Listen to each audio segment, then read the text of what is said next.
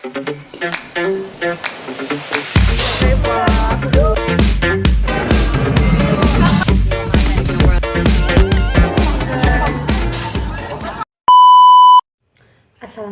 warahmatullahi wabarakatuh. Halo semuanya, perkenalkan nama saya Putri Amelia Ulia dengan NIM C2401221074 dari kelompok 6A. Oke semuanya, jadi tujuan aku membuat video kali ini adalah untuk memaparkan sedikit materi yang telah aku terima dan juga memaparkan infografis yang telah aku buat. Jadi di materi kali ini itu kita mendapatkan dua materi. Yang pertama yaitu ada pengukuran laju pengosongan isi lambung dan juga pengukuran kecernaan pakan secara in vitro. Sebagaimana yang kita tahu teman-teman, jadi lambung itu memiliki fungsi sebagai tempat menampung dan juga mencerna makanan. Di ikan sendiri juga memiliki lambung sama seperti manusia. Menurut bentuk anatomisnya, lambung itu memiliki 3 bentuk. Yang pertama yaitu ada lambung berbentuk memanjang yang biasanya ada di ikan karnivora sejati. Yang kedua ada lambung berbentuk kantung yang biasanya ada di golongan Chondrichthyes dan kebanyakan ikan Teleostei omnivora.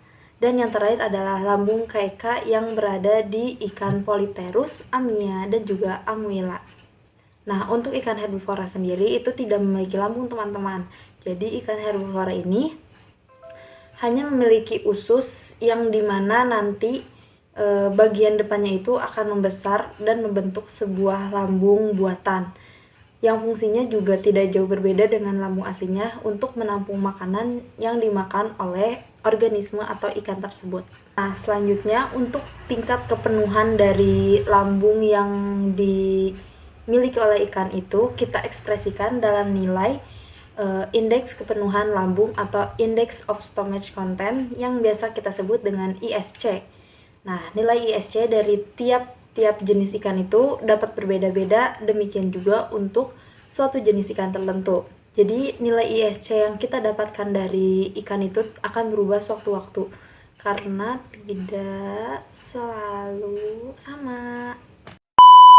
Nah, apa sih manfaat kita mengetahui laju pengosongan isi lambung ini? Jadi manfaatnya itu untuk menentukan frekuensi pemberian pakan pada ikan yang tepat dalam upaya untuk menghasilkan pertumbuhan organisme. Jadi kita itu kayak mempelajari ini tuh untuk mengetahui beberapa masa jenis yang harus kita beri pakan kepada si ikan. Next, ada beberapa faktor yang mempengaruhi laju pengosongan isi lambung ini, yaitu ada faktor lingkungan dan juga faktor eksternal. Nah, untuk faktor lingkungannya itu ada suhu, salinitas, serta jumlah dan kandungan nutrien yang diterima. Nah, sebenarnya apa sih manfaat kita mengetahui atau mempelajari laju pengosongan isi lambung ini? Jadi, manfaat kita mempelajari ini adalah untuk mengetahui seberapa banyak waktu yang kita butuhkan untuk mengosongkan isi lambung dari organisme yang akan kita amati. Nah, manfaat sebenarnya itu adalah untuk mengetahui frekuensi pakan yang tepat untuk menjaga atau memaksimalkan dalam pertumbuhan organisme yang akan kita amati. Jadi kita amati ulang.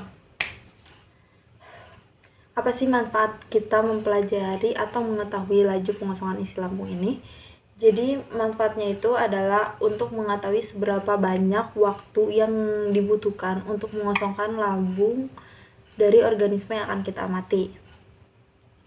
Nah, manfaatnya untuk kita itu adalah jadi kita tahu seberapa banyak pakan atau frekuensi yang akan kita berikan kepada ikan untuk memaksimalkan dalam pertumbuhan si organisme ini. Nah, terdapat beberapa faktor yang dapat mempengaruhi laju pengosongan isi lambung. Jadi beberapa faktornya itu ada dua. Yang pertama itu ada faktor lingkungan dan juga faktor eksternalnya itu sendiri. Nah, dalam faktor lingkungan itu terdapat seperti suhu, salinitas, serta jumlah dan kandungan nutrien yang dimakan oleh si organisme tersebut. Nah, untuk faktor eksternalnya sendiri yaitu adalah adanya perubahan aktivitas enzim, nafsu makan dari si ikan, dan juga konsumsi oksigen beserta laju metabolismenya. Ada proses atau beberapa langkah dalam mengosongkan lambung dari ikan ini. Yang pertama yaitu makanan yang dimakan oleh ikan itu akan ditampung di dalam lambung dan akan dicerna secara baik secara fisik maupun kimiawi. Dan makanan yang telah tercerna tersebut akan bergerak ke dalam usus melalui segmen pilorus. Nah, akibat dari proses pencernaan dan pergerakan makanan tercerna ini yang akan melewati ke segmen usus, maka secara bertahap terjadi pengosongan isi lambung. Nantinya lambung yang sudah penuh terisi oleh makanan akan berangsur-angsur akan kosong kembali. Nah, lama waktu yang dibutuhkan untuk mengosongkan lambung ini pada suatu jenis ikan tertentu akan dipengaruhi oleh jenis pakan dan suhu lingkungan.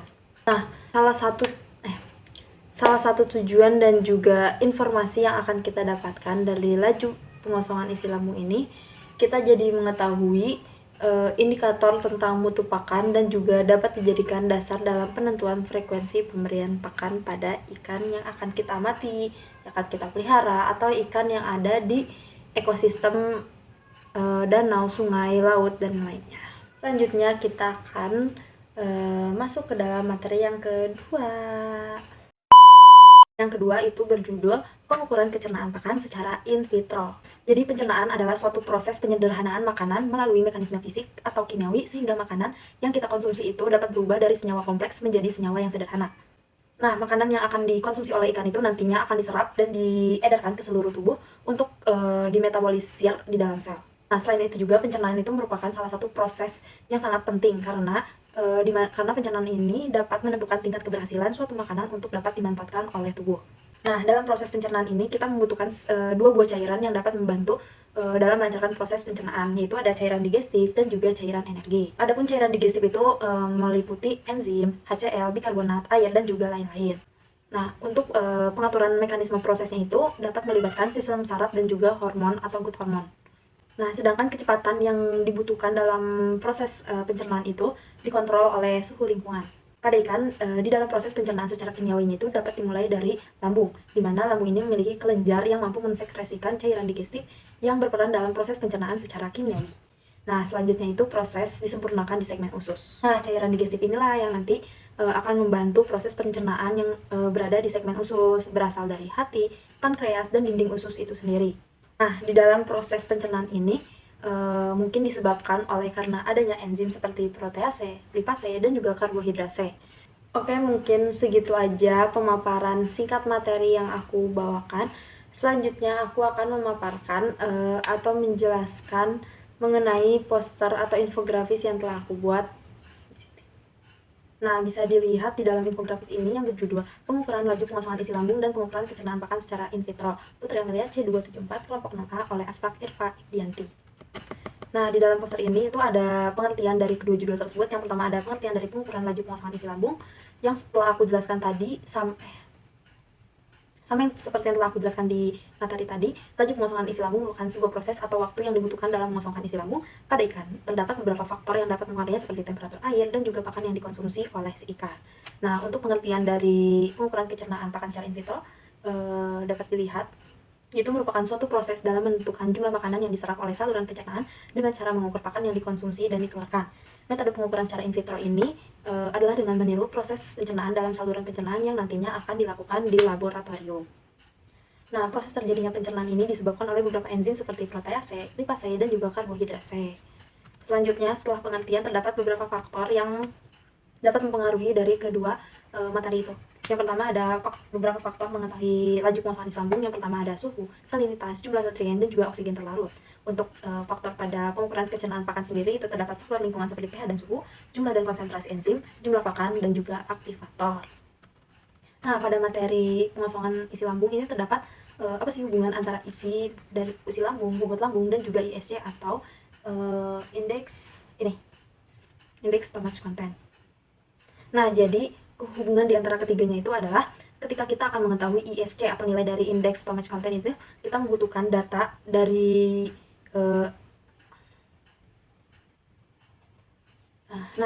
apa sih hubungan di antara ketiga aspek tadi itu. Jadi, kalau kita ingin mengetahui nilai dari ISC atau indeks stomach content ini, kita harus mengetahui berapa bobot dari si ikan dan juga berapa bobot dari isi lambung si ikan yang akan kita amati.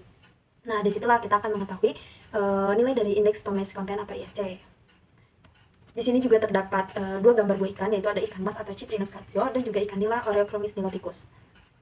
Kenapa saya menggunakan dua gambar ini? Karena berdasarkan jurnal yang saya dapat yang mengamati kedua ikan ini, di mana kedua ikan ini berbeda jenis dan juga berbeda ukuran yang akan dikosongkan isi lambungnya. Dan berikut hasil yang saya dapatkan setelah membaca jurnal. Yang pertama adalah semakin lama waktu pengukuran setelah diberi pakan, maka bobot lambung akan semakin kecil. Ikan yang kecil dapat mencerna makanan dengan waktu yang lebih cepat daripada ikan yang lebih besar. Yang ketiga, pada temperatur 30 hingga 40 derajat Celcius akan terjadi peningkatan metabolisme yang sangat cepat. Mungkin sekian pemaparan materi dan juga infografis yang telah saya buat.